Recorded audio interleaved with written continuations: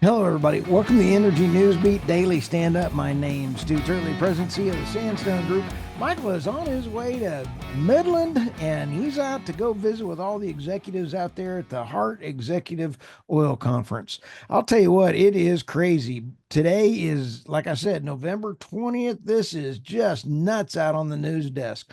Let's roll with BRICS Kazan declaration trumps COP29 climate blather. Wow. Saudi Arabia resists renewing fossil fuel phase-out pledge at COP29. 5 bipartisan actions to protect America's mineral critical supply. Trump team targets auto mileage rules as he blasts an EV mandate. Escalation into Ukraine war brings back geopolitical risks in oil. I'll tell you what, you can't buy this kind of entertainment around BRICS. The BRICS Kazan declaration definitely trumps the COP29 blather. COP29 got together and they did not sign another deal banning fossil fuels. They did basically come out and say, we want another $1 trillion. I'll go into that here in a second. But what comes out of Kazan on BRICS meeting is very critical. Attendees of the 16th annual BRICS Summit represented more than 45% of the global population and 35% of the global gross domestic product, and included representatives of Saudi Arabia, China, India, Brazil, and the United Arab Emirates. The declaration they signed builds on their already strong and economic deployment ties.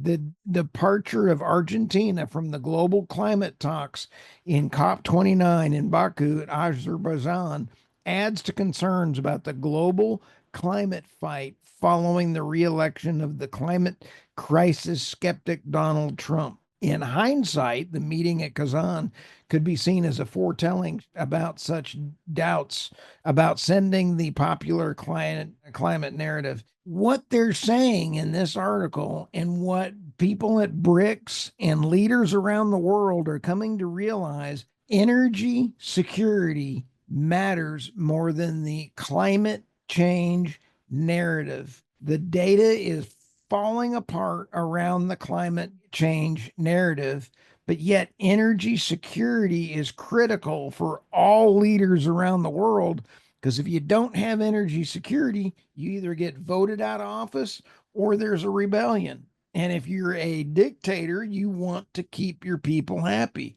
So let's see about how all this turns around. Saudi Arabia resists renewing fossil fuel phase-out pledge at COP29. Saudi Arabia is leading the opposition to restating its commitments to phase out fossil fuels made at COP28, creating a significant hurdle at COP29. Climate experts are calling for a restructuring of the UN climate summits, arguing that they are no longer effective in driving climate action. Key issues at COP29 are scaling up climate finance, holy smokes, increasing pressure on nations like Saudi Arabia to contribute more, and solidifying commitments to phase down fossil fuels. I hate to tell people this. If you're a climate activist, physics and facts and fiscal responsibility matter. You can't pay for wind and solar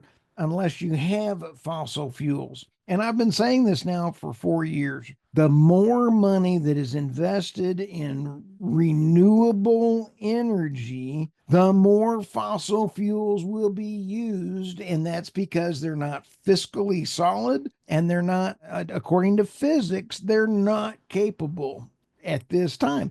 If the technology changes, it'll all happen. So anyway, this is kind of fun to see that this was on oilprice.com.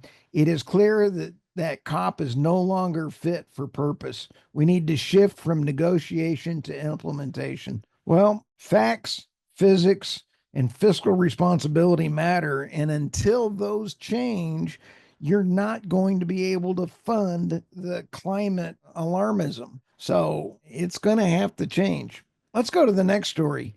5 bipartisan actions to protect America's mineral supply chains. Congress needs to make sure critical resources are protected. They got to do their job first. Five bipartisan actions by Congress that could take increasing mineral stockpiling, streamlining the permitting process, increasing funding for mineral projects, education, and enhancing the mineral supply chain transparency in government procurement, and reviving the U.S. Bureau of Mines. I'll tell you, I'm not sure about that one, but I'll tell you what, I am in favor of trying to figure out. I know that Lee Zeldin, who is now the head of the EPA, is going to streamline the regulatory process on his under the EPA rules. I feel that the consumers and mines might actually have a chance. We haven't been able to get any new mines. It takes 20 years to get a mine open in the United States. So hopefully they can get all this thing changed. Let's roll over to Trump team targets auto mileage rules as he blasts an EV mandate. The administration plans to ease policies pushing electrification.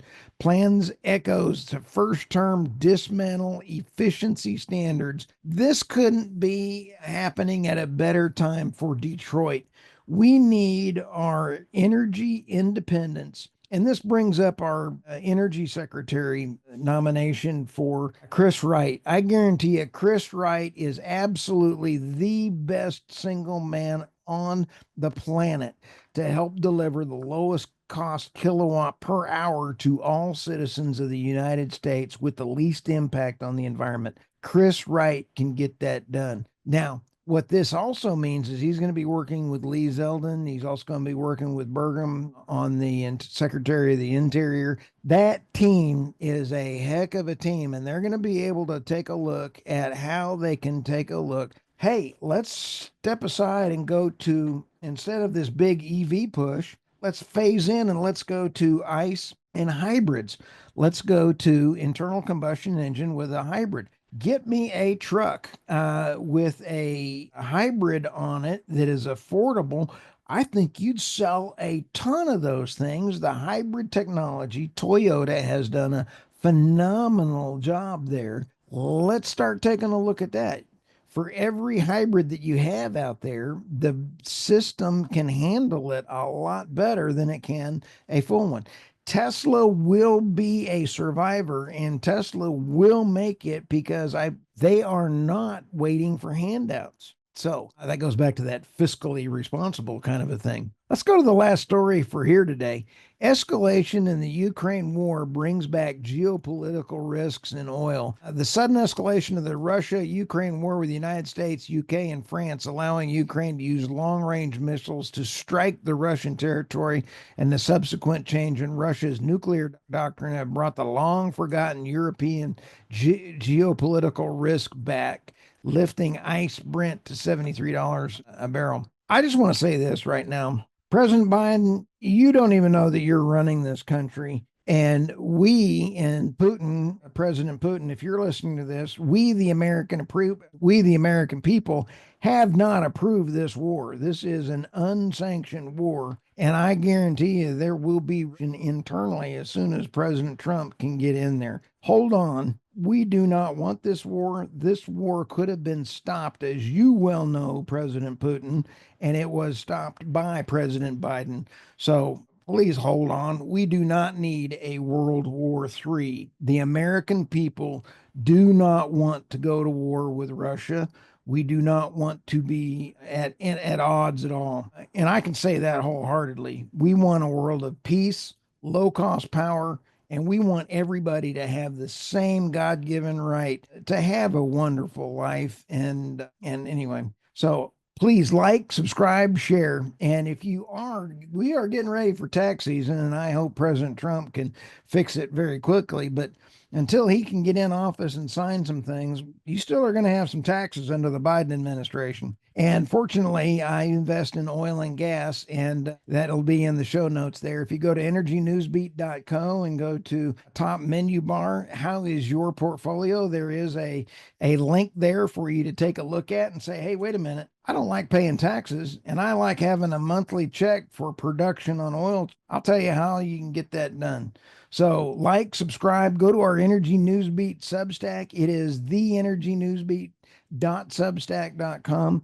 And hug your pets, share this, and look forward to seeing you guys tomorrow. Have an absolutely wonderful day.